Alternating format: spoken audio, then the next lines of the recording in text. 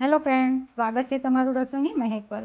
આજે આપણે બનાવીશું એક એવી રેસીપી જે ખૂબ જ પ્રખ્યાત અને લોકપ્રિય છે અને તે છે મિત્રો છોલે ભટુરે। કેમ મિત્રો, છોલે ભટુરેના નામ સાંભળતા જ મોઢામાં પાણી આવી જાય છે ને, ખરું ને?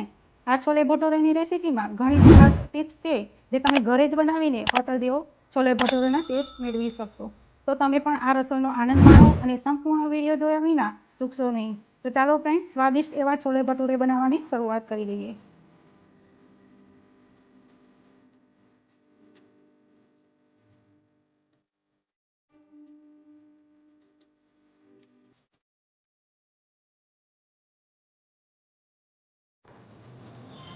ચાલો આપણે છોલે ભટુરે બનાવવાની શરૂઆત કરીએ। તેના માટે આપણે ભટુરે માટે લોટ બાંધી દઈશું। તો આપણે ઘઉંનો લોટ લીધેલો છે 1 વાડકી, અને 1 વાડકી આપણે સામે મેદાનો લોટ લઈશું। તમે 2 વાડકી મેદાનો લોટ લેવો હોય તો પણ લઈ શકો છો। મેં અત્યારે 1 વાડકી ઘઉંનો લોટ અને 1 વાડકી મેદાનો લીધેલો છે। હવે એ જ વાડકી ભરીને મેં ચોથા ભાગનો આપણે સૂજી લઈશું। તેમાં આપણે થોડી ખાંડ એડ કરશું। આપણે ટેસ્ટ મુજબ આપણે મીઠું એડ કરી લઈશું। આ બેકિંગ સોડા છે, મેં નોર્મલ લીધેલું છે। આજમો લઈશું આપણે થોડો, કસૂરી મેથી છે તેને આપણે આ રીતના લઈ લઈશું।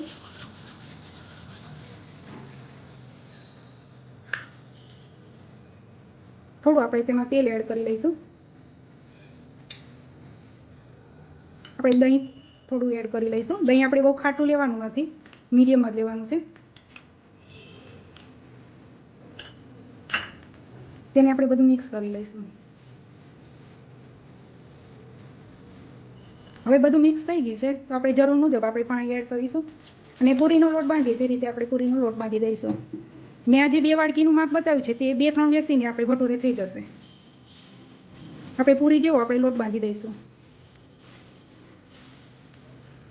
હવે આપણે આ લોટ બધો ભેગો કરી લીધેલો છે, આપણે તેના ઉપર થોડુંક તેલ એડ કરી લઈશું અને આ રીતના આપણે 10 મિનિટ સુધી મસળી લઈશું।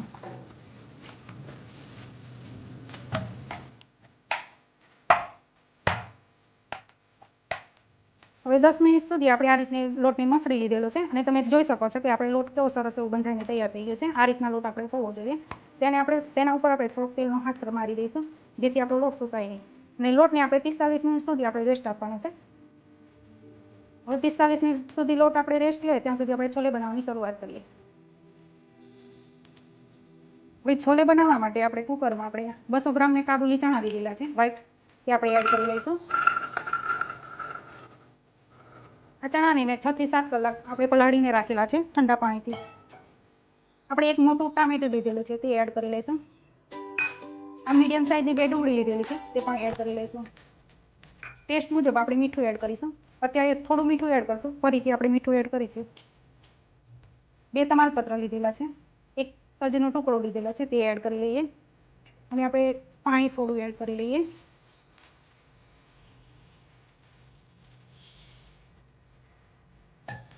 હવે છોલેમાં સરસ એવો કલર પકડાય તેના માટે આપણે થોડી ચાની આ રીતના કપડામાં આપણે પોટલી વાળી દઈશું। તેમાં આપણે ચાની ભૂકી એડ કરશું અને સૂકા મસાલાની સરસ એવી ફ્લેવર આવે તેના માટે આપણે થોડા લવિંગ લઈશું, થોડા મરિયા લઈશું અને આપણે ઇલાયચી લઈશું, જેથી આપણા છોલેમાં સરસ એવી ફ્લેવર પણ આવે અને કલર પણ પકડાય। હવે આને આપણે પોટલી વાળી દઈશું। હવે આ રીતના આપણે પોટલી વાળી લીધેલી છે તેને પણ આપણે એડ કરી લઈશું કુકરમાં અને આપણે મીડિયમ ફ્લેમ ઉપર 6 થી 7 વિસલ આવવા દઈશું આપણે, જેથી આપણા ચણા સરસ એવા બફાઈને તૈયાર થઈ જાય। હવે આપણે ગેસ બંધ કરી દીધો છે અને 7 વિસલ આપણે વગાડી લીધેલી છે અને લગભગ 15 મિનિટ જેટલું થયું છે તો આપણે ચેક કરી લઈએ ચણાને।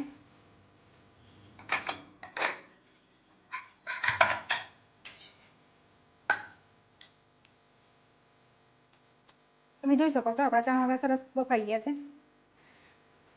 હવે આપણે તેમાં રહેલા તમાલપત્રને કાઢી લઈશું।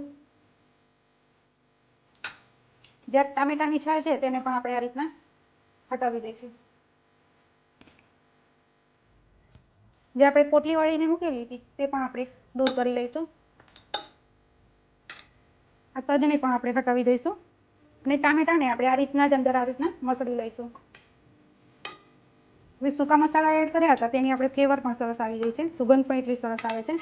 હવે આ ચણા છે આપણે થોડા ચણાને આપણે આ ચમચાની મદદથી થોડા 2 ચમચી જેટલા ચણાને આપણે આ રીતના મસળીને આપણે અંદર પાછા એડ કરી દઈશું, જેથી આપણો રસો છે છોલેનો એ સરસ ઘાટો તૈયાર થઈ જાય. આપણે બધા નથી કરવાના, 2 ચમચી જેટલા જ આપણે છોલેને આ રીતના કરીશું.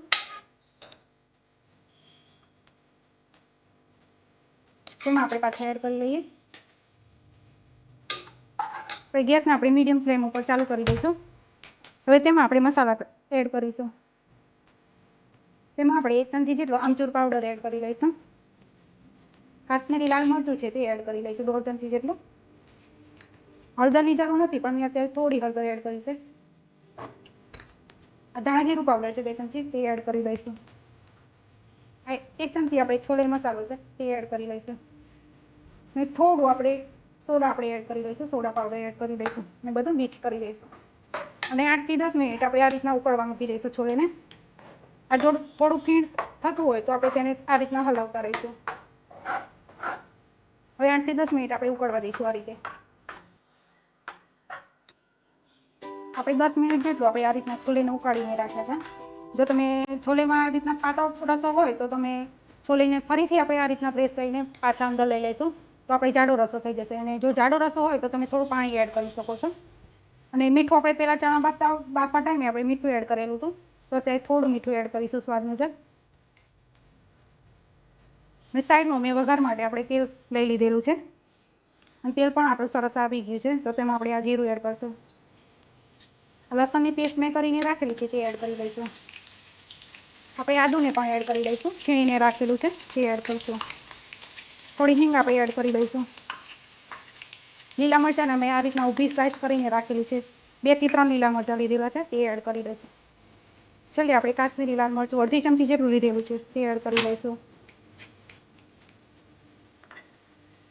આ તડકાને આપણે છોલેમાં એડ કરી લઈશું.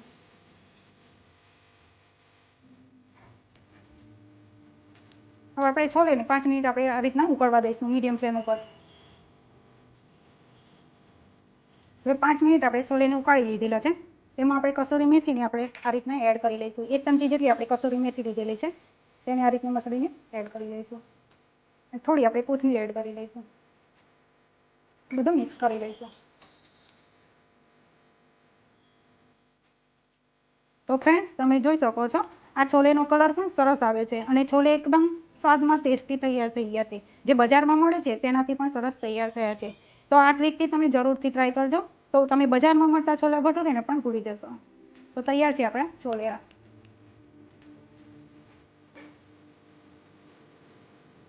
હવે છોલે આપણે બનીને તૈયાર થઈ ગયા છે, તો તેને આપણે ઢાંકીને સાઈડમાં રાખી દઈએ અને ભટુરે બનાવવાની આપણે શરૂઆત કરીએ. હવે 45 મિનિટ થઈ ગઈ છે, તો આપણે લોટને જોઈ લઈએ.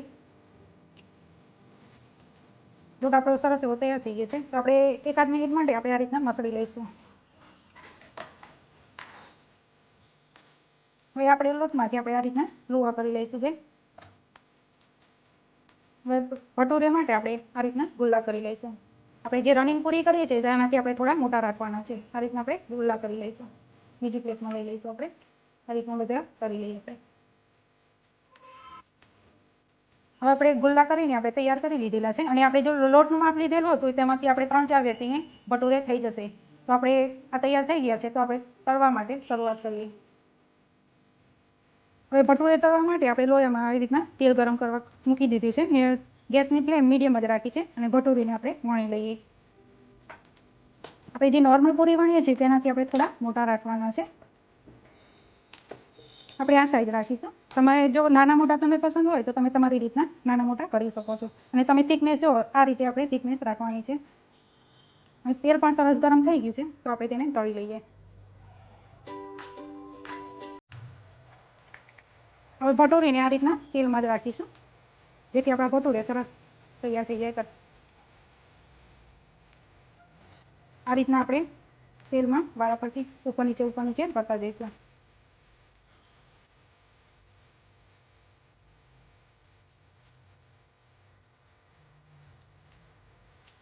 હવે ભટુરે આપણે સરસ તળાઈને રેડી થઈ ગયા છે, તો તેને આપણે અલગ પ્લેટમાં કાઢી લઈશું. આપણે વારાફરતી આ રીતના બધા ભટુરેને તળી લઈશું. આ રીતના આપણે તેલમાં જ રાખીશું, જેથી આપણા ભટુરે સરસ ફૂલીને તૈયાર થઈ જાય.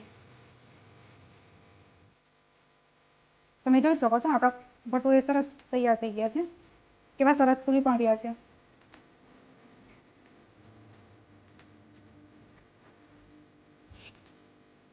તો મિત્રો, કેવી લાગી તમને આજની આ સ્વાદિષ્ટ છોલે ભટુરેની રેસીપી?